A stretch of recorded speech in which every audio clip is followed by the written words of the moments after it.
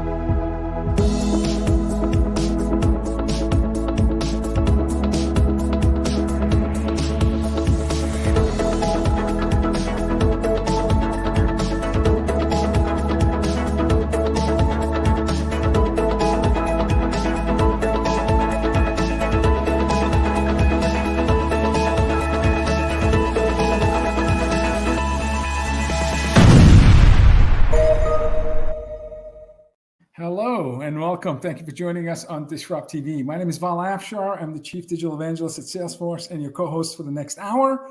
We welcome you to follow us on Twitter at DisrupTV Show. Send Ray, myself, our distinguished guests, your questions live using hashtag DisrupTV.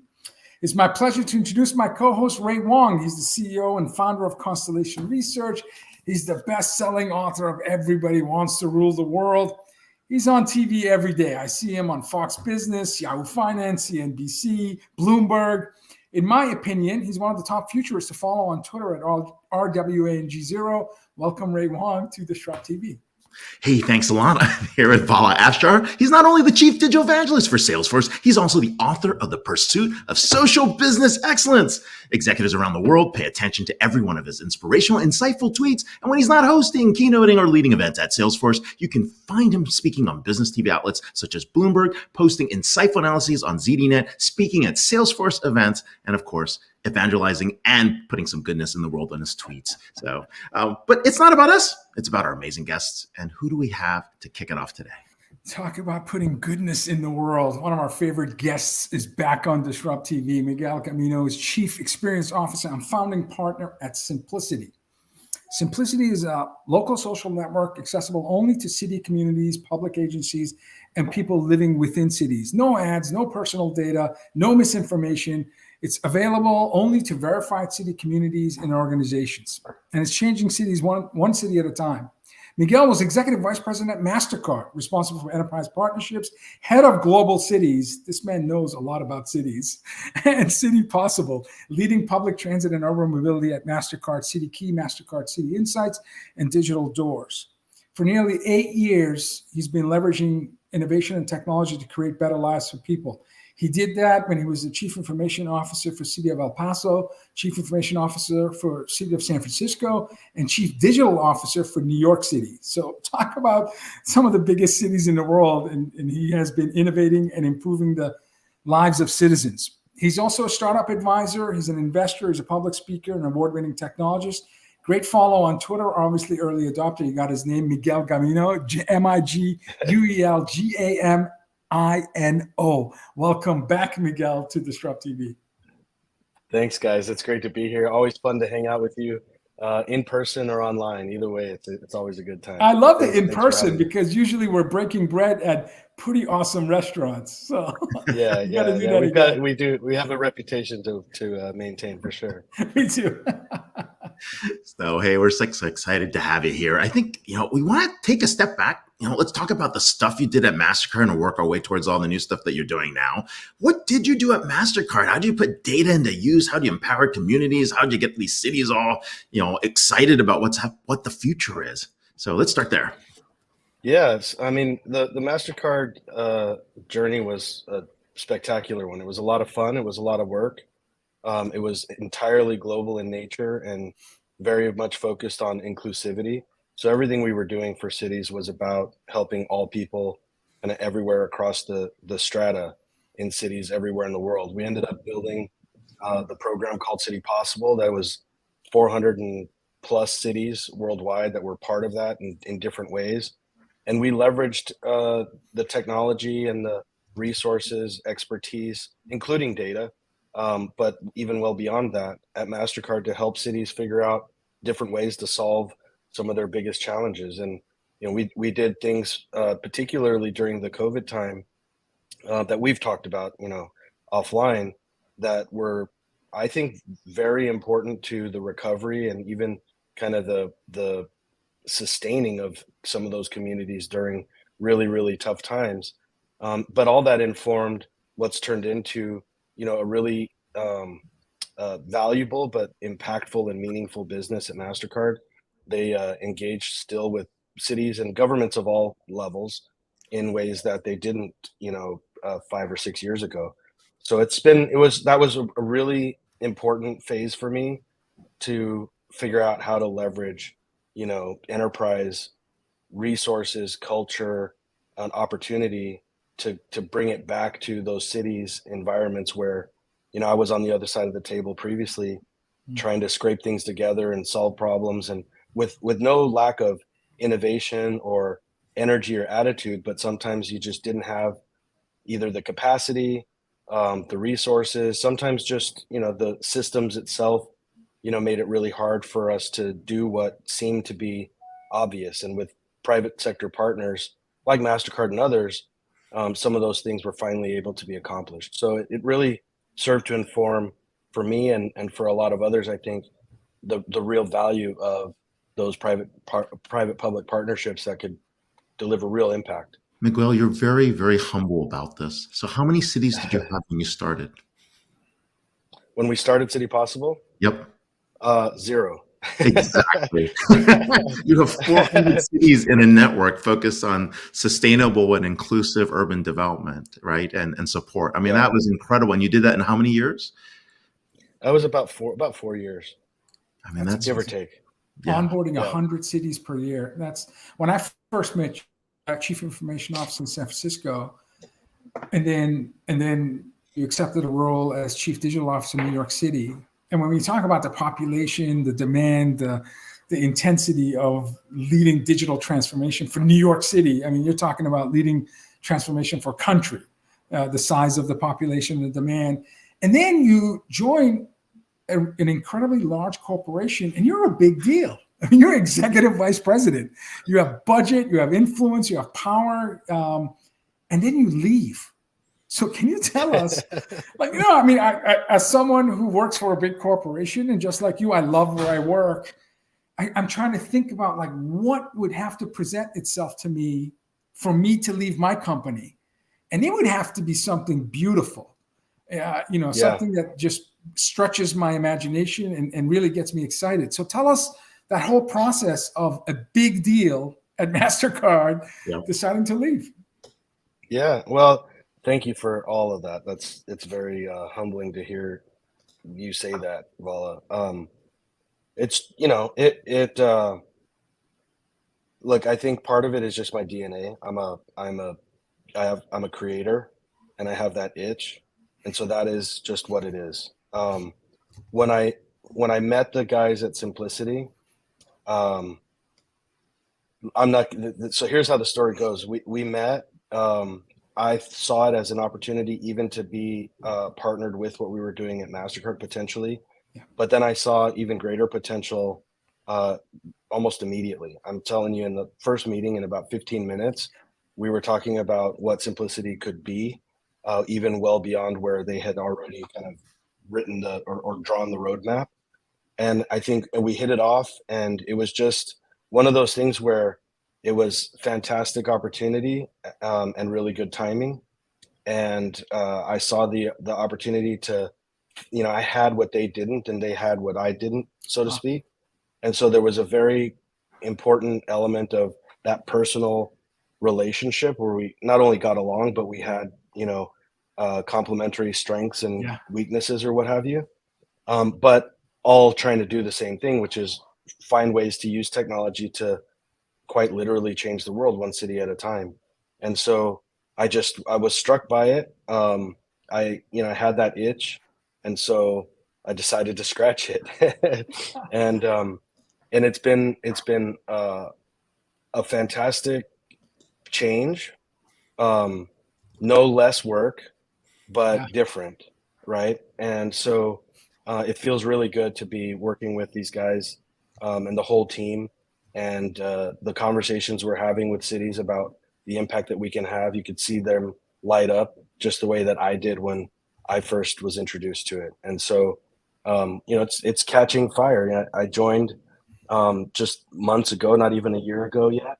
And we already have cities across the country, almost 50 cities across the country using the platform, including New York City and LA and Austin and Denver and St. Louis, and some key cities, and a lot of smaller cities. Right, basically every town around us in the Bay Area is using the platform.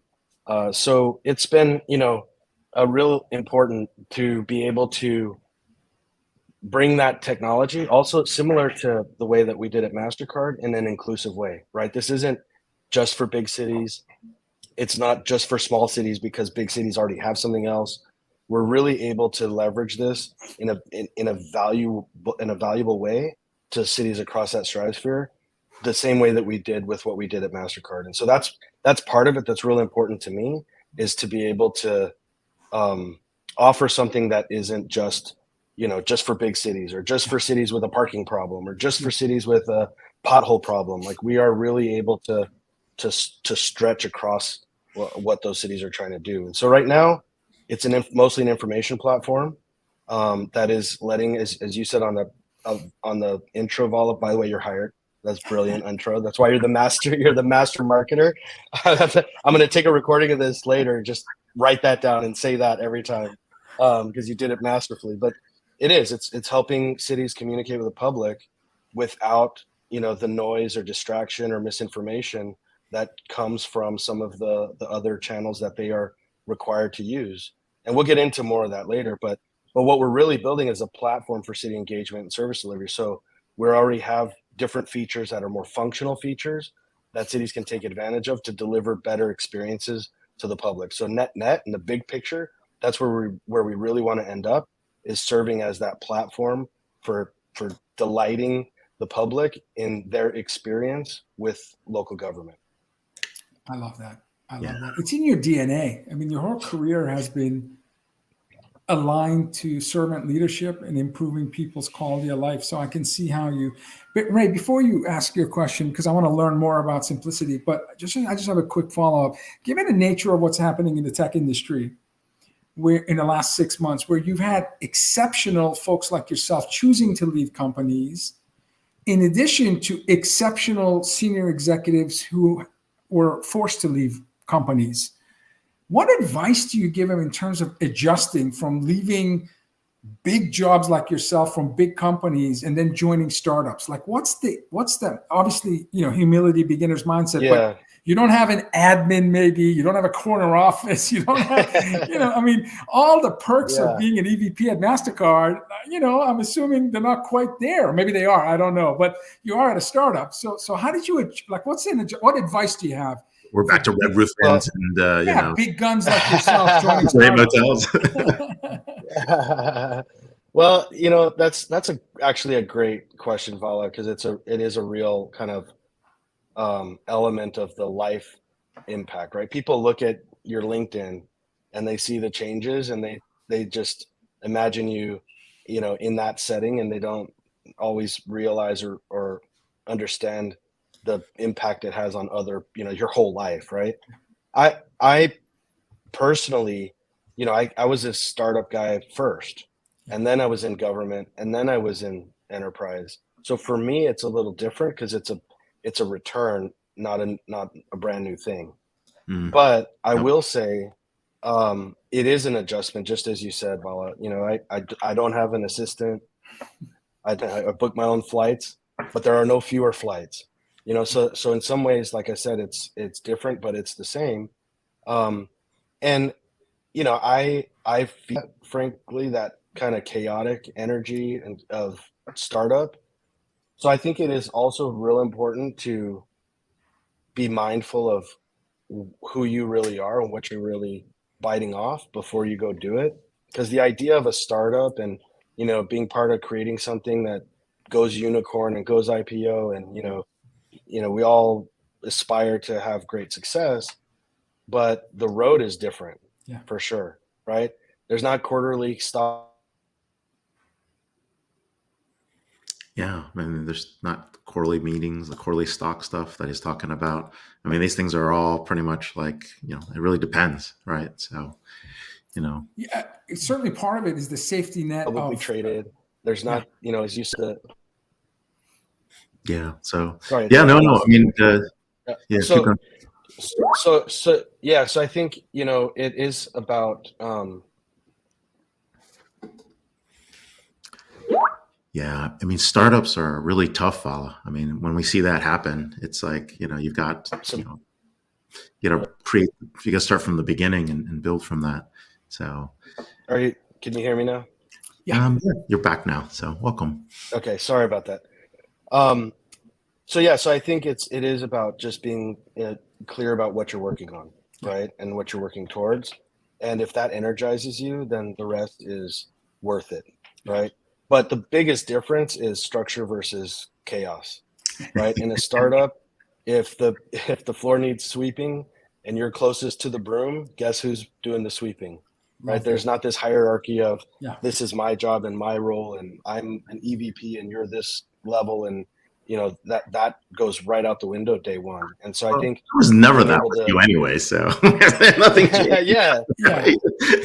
That's why I say my personality is I'm built for it. What I'm saying is people considering it need to really be introspective, assess their own strengths, weaknesses, tolerances, right. And appetite for doing whatever it takes. Because if you're not willing to do whatever it takes in the startup world, then it's going to be a long days. It'll be a pretty bad surprise on that end. But hey, you're hitting a really important part, right? I mean, I won't call out the other apps, right? There's some neighborhood app that everybody's on that's become a cesspool of everything.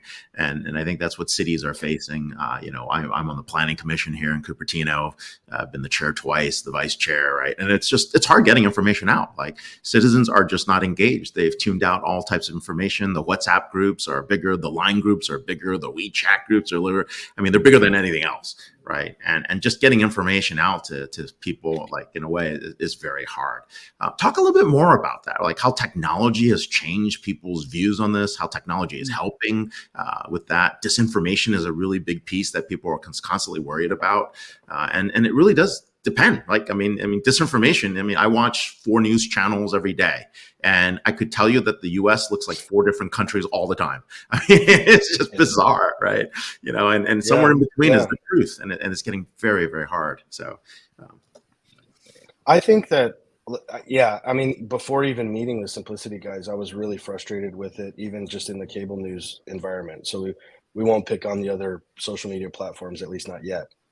But you could absolutely, Ray, as you said, if you watched one channel for a week and watched a different channel the next week, you'd think you're living in a completely different country. Yep. Right. And so that actually, I think, has even deeper impact on some of the online platforms, because it's more constant and more subconscious, right? You're not like consciously tuning into one, the conservative channel or the liberal channel, right? Like their brands have become at least somewhat identified. So at least when you turn that channel on, you kind of have a filter, at least if you're paying attention, right? But some of these other platforms that espouse to be neutral, but then perhaps are not, or are susceptible, even if it's not the platform itself, but the platform is susceptible to other people manipulating it, right? And it's like this trickle impact where people are getting this misinformation, but it's like the frog in the pot of water. It's warming up really slowly, and so slowly people don't realize it. Next thing you know, they've got this belief system that's been like dripped on them over time, and sometimes it's not even based in fact and truth. And so I think, on the information part of what Simplicity is doing is we're just saying, look, the government has authority and has accountability. Every election cycle, theoretically, there's accountability for what they say, do, etc. So all we're doing is giving them the mic. Let them use the mic the way that they see fit, and let them, reap the benefits or consequences or what have you, right? We don't manipulate at all. We don't editorialize. We don't even apply algorithm to the news feed. So we don't manipulate what you see. Wow. What is posted is what you get, and there's no public commenting or public posting to alter or manipulate or divert any of that messaging. So as you said on the intro, Vala, the official government entities are able to publish, just like they have, they are the ones who can publish on their websites. The problem is the websites, aren't always getting read when they need to be read. Nope. Right? It's not a place to post, emergency notice. If people don't go to that site, they're not necessarily prompted for that emergency notice. So we're kind of blending the best of both worlds, which is the authoritative voice in a modern, reachable platform. And so that really is what it is. And so we've seen a lot of when we tell that to people in government, they lean forward in their chair, and you can tell, even if they hadn't consciously thought about it, you can tell that they've been thinking about it, that it's something that is important to them. I'll also tell you that our users, if you download Simplicity today, which I highly encourage everybody to do, it's Simplicity in the App Store or Google Play. You are literally 4 taps and you're in. You download the app. We ask you for some interests, like, are you interested in public safety, Sure. Parks and Rec, or whatever? And then we ask you you pick the city you want to follow. We ask you if you want to turn on notifications and if you want to turn on location, and then you're in. Wow. You notice I never said I didn't ask you for your name, your email address, a username, a password, your mother's maiden name and your blood type. Right? No, that's awesome. So it's when we talk about accessibility and true inclusivity, I don't know how to be more clear about it than that. Now, as we deliver other service later, some of those additional services obviously require you to be identified. Right. If you want to use the app to pay a parking ticket or something like that, that is going to require other information. But then it's your choice, right? Then you're going to make a choice to give some personal information in exchange for the experience that we're going to provide for you, whether it's paying a parking ticket or what have you. So that doesn't exist in those other platforms either.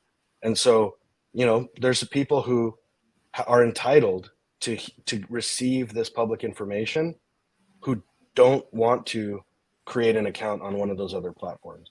Wow. And so we're also solving some of that. And so you've seen some comms directors and some elected officials in government, even the CTO types, again, their eyes open up like, wow, we didn't think, where's that been? We had one CIO, you'll love this. We had one CIO we talked to a couple of days ago, and he said, when we talked about the whole platform, he said, I've been dreaming about this for 8 years, and finally someone has offered Wow. what we've been wanting to do. So that was a great testimonial in its own right in a private conversation, That's right? Just to awesome. feel like we're delivering something that they really need. That's terrific. My last question to you, and again, I love the fact that it's accuracy, inclusivity, frictionless interaction that reduces time to value. Everyone's looking for that. So kudos for 100%. creating that platform. You're a technologist at heart, so you've invested in emerging technologies your entire career. When you think about and you're investing in these emerging technologies, so just quickly, your thoughts about Metaverse, Web3, and certainly in the last few months, generative AI. Of all these technologies, where do you see the promise that's most impactful for cities and citizens? So, I mean, yeah, generative AI is going to be important in various use cases, I think, in both in local government and in just regular life. I think to your question about kind of the Metaverse and Web3 environments, the way I describe it is, I'm a technologist, something of a futurist, thinking about where these things go, but I would never hold myself out to be able to predict where the real impact is going to manifest.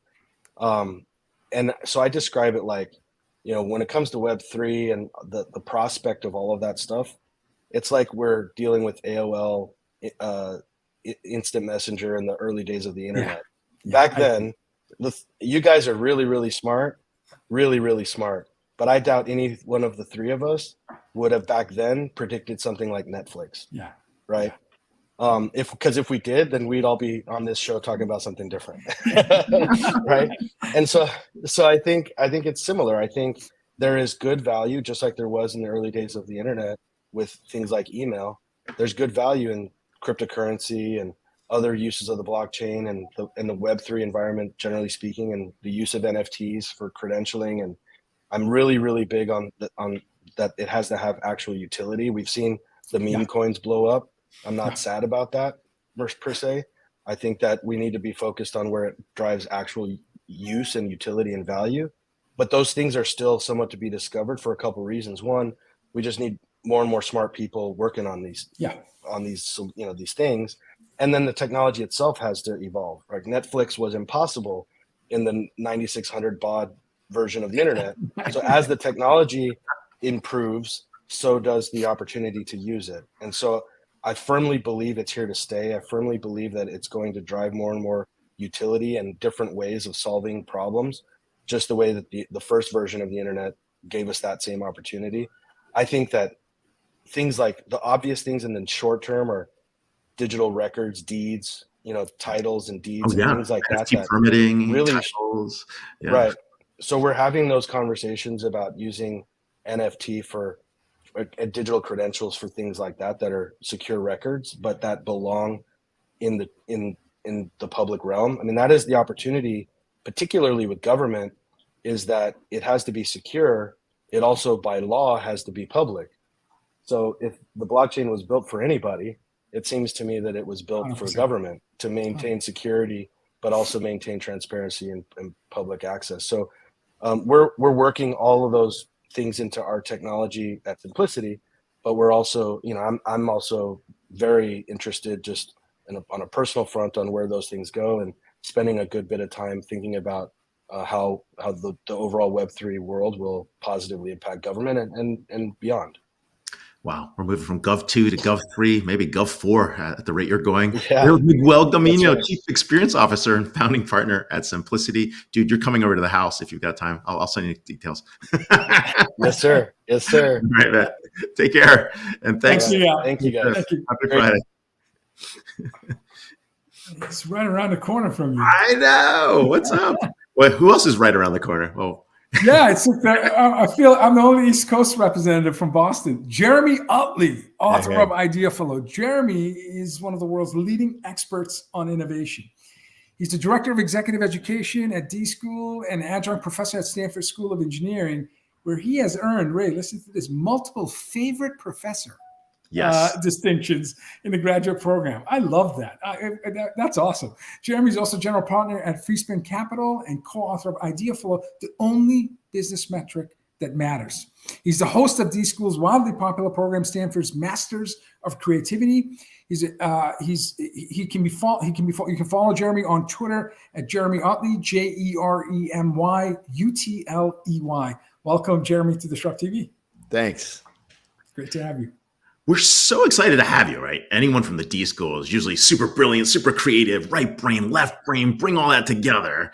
And you've got this awesome book about like the only metric that matters. And I really want to dig into that. And I think we're going to drop into this pretty deeply about what it is, why you're jumping into this, and of course, like how it all works. So start with that, right? What is Ideaflow, and why is that so important inside organizations? Because we usually measure around revenue, we measure around EBITDA, we measure around like number of patents, right? But you've got something that's a little bit more important because it starts as a first principle. Yeah, that's right. I mean, if you think about all the ways that we're measuring our organizations, you said it, right? Revenue, EBITDA, productivity, increasingly white collar workers are being measured more and more minutely. And yet nobody is going to the spigot, so to speak, the source of all this stuff, which is new solutions. Every solution starts as an idea. And so Ideaflow, simply put, is the number of solutions you can generate at a given time to any problem. And very few people realize this, but the research has been clear for a long time. The primary determinant of the quality of your solutions is actually the quantity of your solutions. And so while many business leaders and professionals are looking to implement good ideas, what they need to do first is actually generate lots of ideas. And that is a function of Ideaflow. A system and a method by which you can generate lots of ideas and quickly, through rapid experimentation, determine which of those lots are worth implementing. I'll pause there. Now, you write in your book, so much advice around innovation and creativity amounts to more methods, more habits, more techniques. If you don't simultaneously carve away less important uses of our time to create space for reflection and contemplation, distance from problem at hand, we only undermine the effort to boost Ideaflow.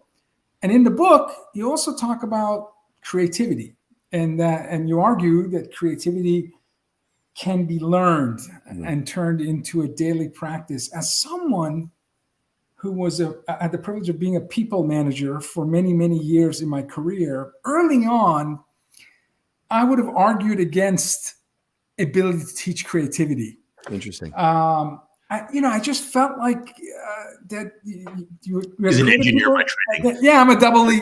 What did I know early in my career? No, I'm a recovering MBA. I mean, I'm a spreadsheet junkie, financial analyst, right? But it comes down, honestly, Vala, to what's your definition of creativity? I think for a lot of leaders, if you say, hey, if they say, I want to draw out the creativity of my team, what they mean, or they don't realize that they don't mean, but they believe, is artistry. Creativity is artistry.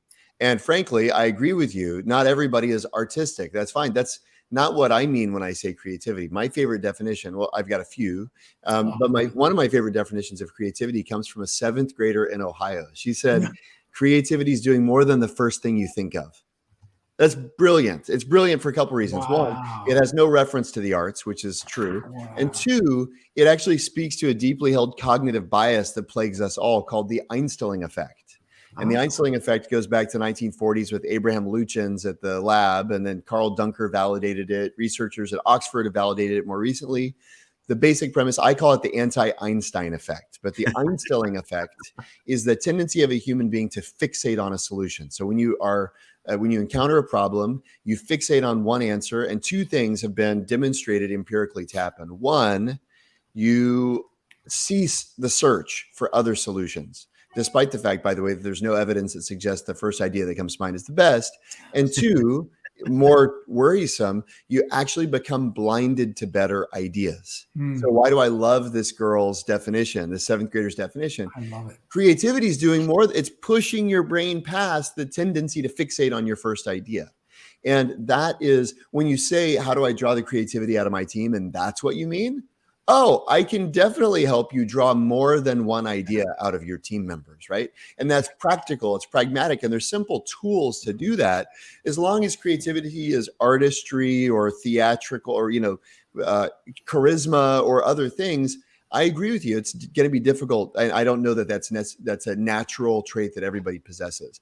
The ability to be more fluent and more facile at generating options is something that everybody can do. It's a matter of practice. And that for us is a big reframe with a lot of this book. It's innovation should be a practice. It should be something you're doing every day. If you think innovation, you think about the hackathon or the sprints. I mean, don't get me wrong. I love workshops. That's great. It's part of my bread and butter. But if you only think in terms of moments rather than a daily practice, you shouldn't be surprised when your innovation efforts fall short. That is a brilliant definition from a 7-year-old. Creativity is doing more than the first thing you think of. Wow. Yeah. Ray, we got to get her on our podcast. Yeah, no, we got to find a 7-year-old. Like, where is she? If you want, I'll complement it with my other favorite definition, which is Arthur Koestler, the Hungarian philosopher. He called creativity the collision of apparently unrelated frames of reference, which is brilliant and beautiful. If you think about where creativity comes from, it comes from unexpected. Our imaginations are actually triggered by unexpected input. And that's what designers call inspiration, right? They go get inspiration. My wife's a fashion designer and she goes to Paris. And I joked when I was in finance, you're just getting macarons. That's a boondoggle. We do that too, but we don't call it inspiration, right? And she's like, no. She comes back and she's inspired with all these textures and colors and patterns and et cetera.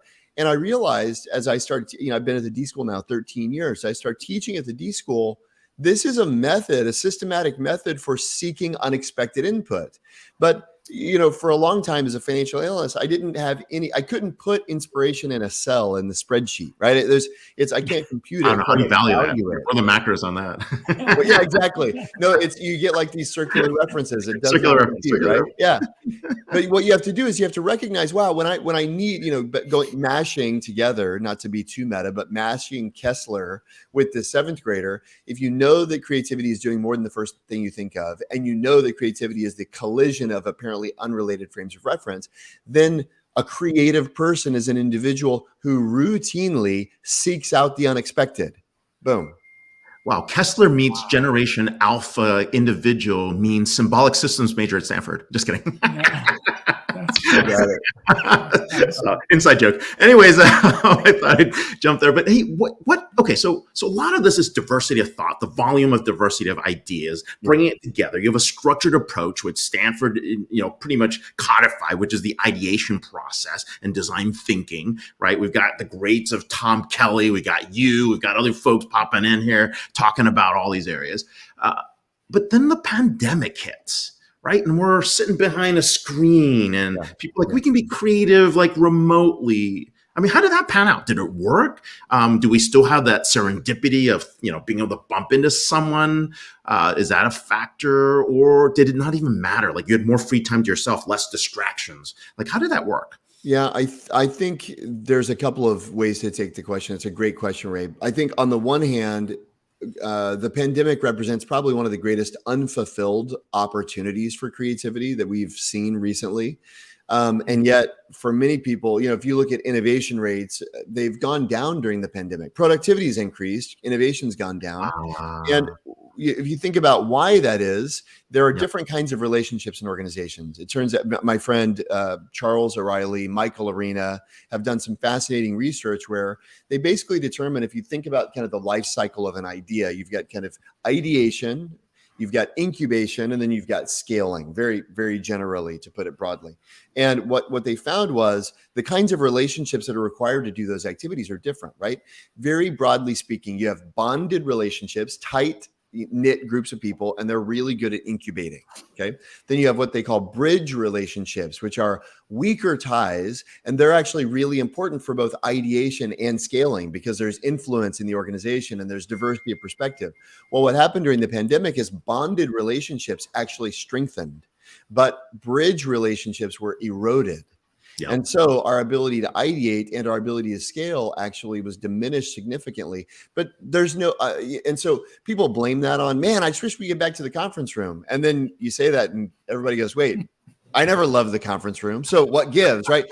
For us, that's where the challenge actually is how we've been defining productivity. Innovation is inherently not efficient. You're not gonna become more efficient at innovation. The question is, how do you become more effective? And yet all of our heuristics and biases and tendencies are to think in terms of efficiency. So for example, if you were to see me playing the violin, am I working? If you walk by my office and I'm playing the violin, you would think that guy's a slacker. But you know who played the violin when he got stuck? Albert Einstein. Einstein, yeah. Yeah. Fine. And he's working, right? If you were to see me taking a walk, would you say I'm not working? Well, you know who takes a walk? Joyce Carol Oates. Every time she's stuck on a narrative twist in one of her books, she says, there's always an idea waiting for me on the hill at the back of my house, right? Which is a very poetic way of saying she goes on a walk. But the point is, we have these natural biases towards and against certain ways of working, right? We have exceedingly narrow definitions of what productive looks like. You look at somebody like Frank Lloyd Wright, most eminent architect of the 20th century. Most of his coworkers said he napped twice a day. Twice a day, right? Well, we're not creative. I'm a slacker, right? Yeah. We're not getting our ideas. But hey, that's a very good point. Like I remember reading this thing from Mike Arena as well as Charles O'Reilly, and you're on mute, I think. So, but yeah, what was really interesting was this notion that the single largest behavioral shift among employees working virtually was a statistically significant decline in curiosity. Yeah, that is crazy. Wow, that is just crazy. Yeah. Think about that. And if you think about going back to this idea of imagination is triggered by the unexpected, the source to seek the unexpected is actually curiosity, right? So it's no surprise that went down. But by the way, I mean, think about right now, if the three of us are in a conference room, what are the cognitive inputs available to us? It's basically what's in our heads and what's on the walls, right? Well, if you think about where we are right now, what are the cognitive inputs available to us? Well, what's in our heads, same, right? So that, just like doing a math problem, right? Cross both of those out on both sides of the equal sign. But then when you look around, what do you see in your space? It's totally different than when I look around, right? I'm looking at the back of Vala's book. I'm like, what books are there, right?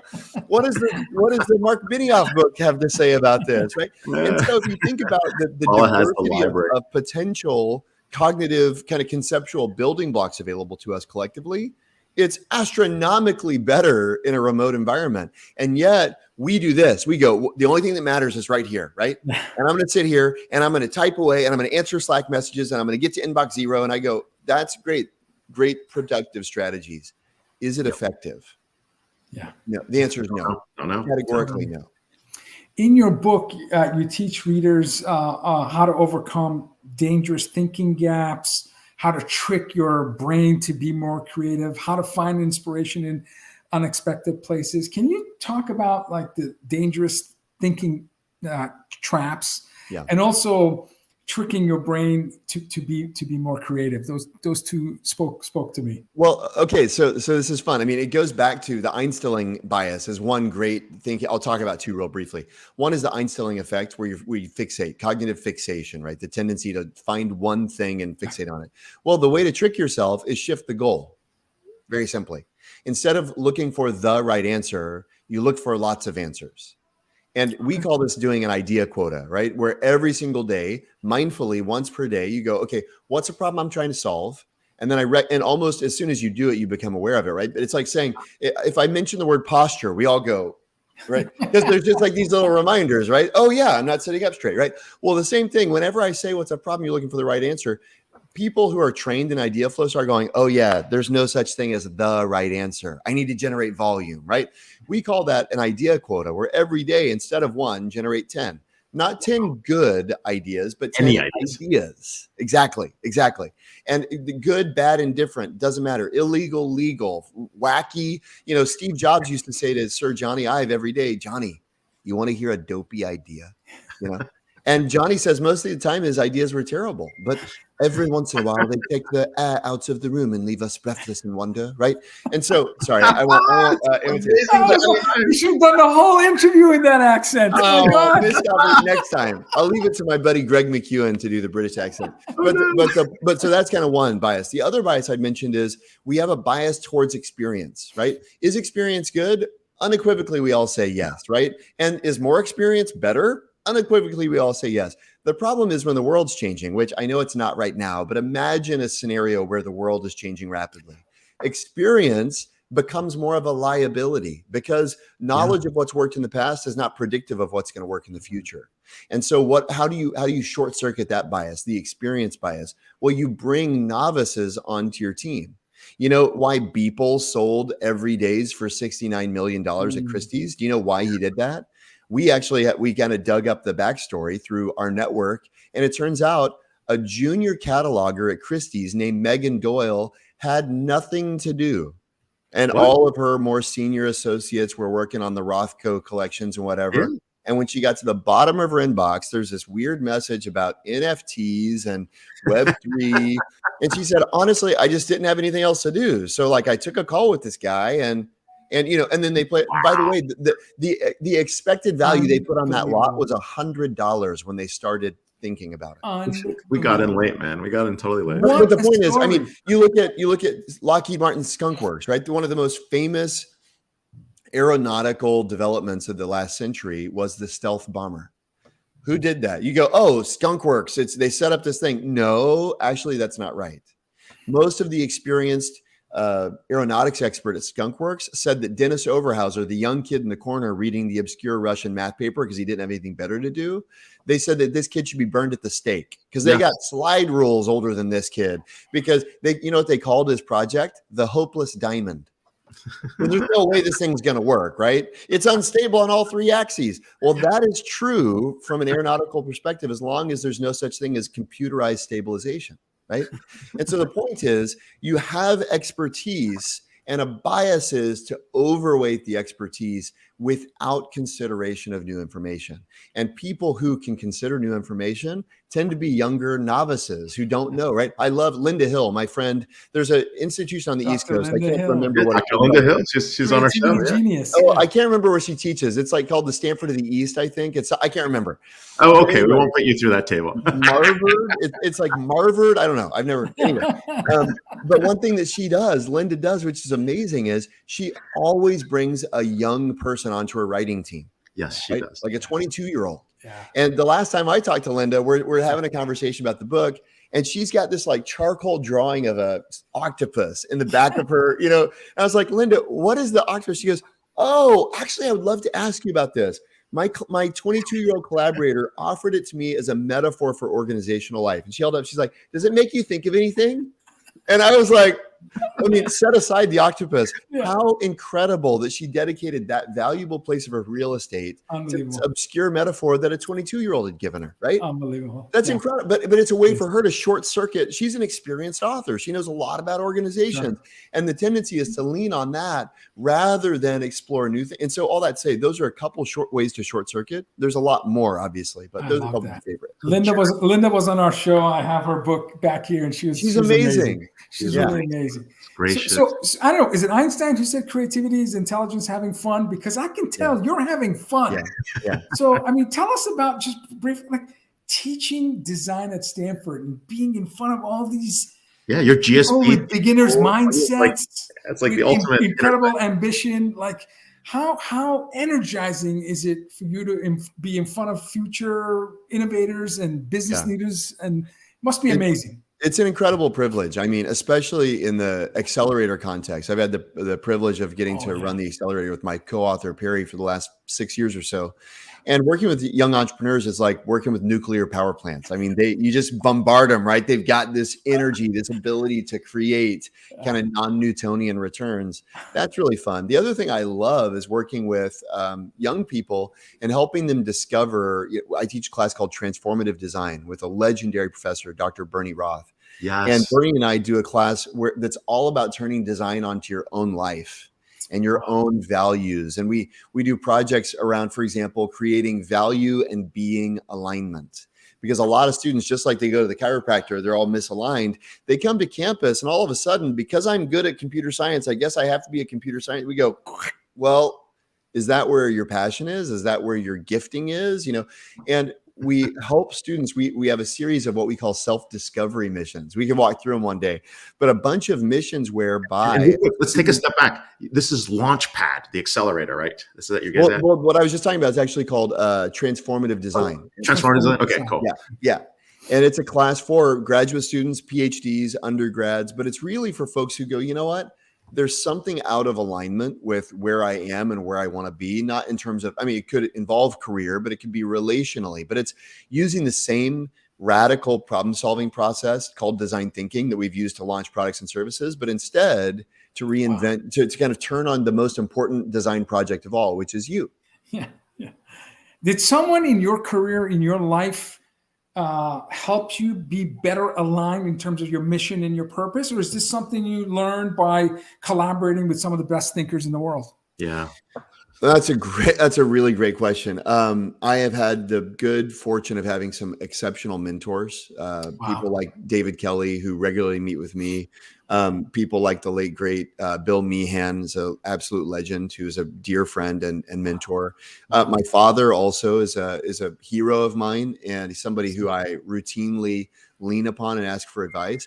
I'd say one thing that actually I learned from Bill Meehan several years ago, which has always stuck with me. And it's a great kind of heuristic for anybody who's hoping to achieve meaningful work and life outcomes. He told me 1 day per month you should devote to meeting with mentors. 1 day a month. Wow. And I mean, and it's not like necessarily a, KPI per se, but having a goal. I would say at that time, when he told me that several years ago, I was not even aware of, I wasn't tracking, am I meeting with people who can be influential in my life? I mean, they might be influential from a business perspective, from a deal perspective, but to talk about the things I'm going through or thinking about or challenges I'm facing, I hadn't really prioritized that. And that piece of advice, actually, it caused me to kind of build a personal board of advisors and actually systematize a series of people who I deeply admire. And I actually reached out to him. I said, I admire the way you approach your life and your work and your family. And I'd like to ask if you'd be willing to meet with me on a semi-regular basis to talk about, I don't even know what, but I feel it's important to carve out that space. And I've been fortunate to have a lot of really wonderful people invest in me. That's awesome. And so it's to me, I would credit the insight that it's worth prioritizing almost as much as any individual input along the way, of which there are myriad, many of which have been incredibly impactful to me. But just the meta awareness of, if you're not carving out time for input, and this is true in design, it's true in problem solving, it's true in our lives. If you're not carving out the space, then all of that space is going to get gobbled up with to-dos and deadlines and, fire drills and things like that. And you'll find yourself going, what? I mean, I don't have any time to. Well, you have to turn. A lot of people are victims of their calendar. This is a bit of a pet peeve of mine. I think you have to wield your calendar almost as a weapon, right? It's funny. I think Ray and I do this show, and we do it Friday. For me, it's Friday afternoon, where everyone's decompressing on looking forward to the weekend. This is the highlight of my week, and I've got a page of notes just with your segment. So, it's not an official mentorship process, but I got to tell you, like, you're expanding my mind. And you're filling my Twitter feed for tonight with lots of content. Brilliant. So, I'd say the same thing, Vala. I mean, I actually, because of the book, one of the things I know, I have 4 daughters, and one of the things I noticed is there's not a lot of stories of amazing women innovators. And by the way, I read a book called Genius or Habits of Genius by this Dartmouth or Yale or Princeton East Coast professor. I don't mean to diminish. I just don't know the details. Us West Coasters, we don't know this stuff. Right. But he mentioned that there was a survey of, men and women, young and old, and they asked, who are the top 10 greatest thinkers of all time? On average, a woman appeared at number 8 for the first time. Wow. Number 8. And he said, even among highly educated women, it was like number 7 on their list. Wow. And anyway, so I found that I want to have a balanced book. I want to have, and forget a book, I want to have a balanced kind of repository of stories to draw from, because you can't tell stories you don't know. And so what I started doing was I said, okay, I got with my friend Mar Hershenson, who's a wonderful VC and engineer and entrepreneur. I said, Mar, would you interview female founders with me? And for a year, we just interviewed female founders. We put some up as a podcast. But for me, all that say, I resonate with you. For me, it became the highlight of my week. It became the thing that I looked forward to the most. And part of it is, it's just my job to listen. You know, as a teacher, and you all know this too, as senior executives, most of the time when you show up in a meeting, your job is to talk. And your job is to share the knowledge you have. Right. That's what people are looking for. And what I love about a podcast format, what you guys have here for yourself, what I have with Mar, is the job is to listen. Yeah. And I realized, wow, an hour where my primary goal is to learn from someone else rather than to express something I know. It's awesome. It's the best. Yeah, it is the best. It's a privilege. And staying teachable, I think, is probably the most important skill. And you know, as you get older, you know, it's harder. And like you said, experience can be a liability. So for us, this is 1 hour of being students, and then having exceptional folks like yourself volunteer time and generosity to have your shared wisdom, and then what Ray and I do is try to do our best to share our learnings from you with our network, and so it's definitely the highlight of my week. So that's cool. That's cool. Anyway, sorry, Ray. Oh no, this has been great. We're here with Jeremy Utley, author of Ideaflow. Get the book now if you haven't. More importantly, Jeremy's at the GSB, not to be confused with some other school on the East Coast, GSB, and of course the D School, which is Stanford's crown jewel. So thank you so much for being on the show. And if you stick around afterwards, we will connect. So take care. Congratulations on the book, Jeremy. Thank you so much. Thank you. Cheers. Wow, definitely a CCE speaker. We should have a keynote or a conference. Both are amazing, but yeah, absolutely. I mean, it's just, you know, there's so many lessons in his book beyond just building the innovation pipeline, but it's having the right mindset. And as Bobby Knight, famous basketball coach, you know, be in a position to score. It's positioning yourself to take advantage of those unexpected areas where innovation ideas can be. This was episode 310. Next week is episode 311. We'll have George Matthew, Managing Director of Insight Partners, Matt Maybury, author of Culture is the Way, Carol Kaufman, Assistant Professor at Harvard Medical School, founder of Institute of Coaching, and David Nobel, Leadership Coach and Advisor. 4 big brains for episode 11. So get your popcorn and buckle your seatbelts. It's going to be an amazing show. Ray, your final thoughts on today's episode. Look, I mean, it was amazing watching Miguel's journey. I mean, he found the thing that he really enjoyed, which is really service, technology, and the ability to get back to startups. And that's, you know, that's where it comes, right? I've watched Miguel masterfully come up with ideas, and I'm thinking like, he probably uses stuff in Ideaflow and doesn't know it, right? It's sitting here and really hearing like, I mean, maybe there's a way to value companies based on Ideaflow, right? Like based on this, we think that your market cap is really this and your valuation should be this because you're not generating enough ideas. And I'm sure like Jeremy's probably like figured this out already and didn't tell us, but he's probably got this index in the back end, like he's got a whole venture fund in the back that we don't know about. But that's actually where I see this is like, you know, the companies who aren't innovating enough, I mean, they die. We see this happen, right? We see the top market cap companies of every decade have shifted and changed. And at one point they had big R&D facilities. They had big corporate research. And then, oh, wait, we have to actually commercialize our corporate research. And you watch it go, oh, like, you know, it's just falling apart, right? And it's that wave and cycle. And it's really a question of like, how do you keep that level of innovation? And we're lucky here. You're at 128. I'm here in the Valley. You know, Jeremy taught out in UT, like Austin. I mean, these are tech centers, right? Totally. The more we can build these tech centers in opportunity zones and other areas, like the more we can actually spread that around the country to create those innovators that I think Jeremy was hoping to get to, that diversity of innovation. And I think these OZs are going to be playing a role in terms of actually creating these centers. Like we see Las Vegas emerging, Raleigh-Durham is an area, South Florida is kind of an area that's picking up, right? And you know, Denver has been a place near Boulder of creating that level of innovation and getting that concentration. I think is going to be interesting. But anyways, yeah, this is episode 310. So happy Friday, everybody. Thanks, everyone. If it's Friday, it's DisrupTV. We'll see you next week. Cheers, everyone.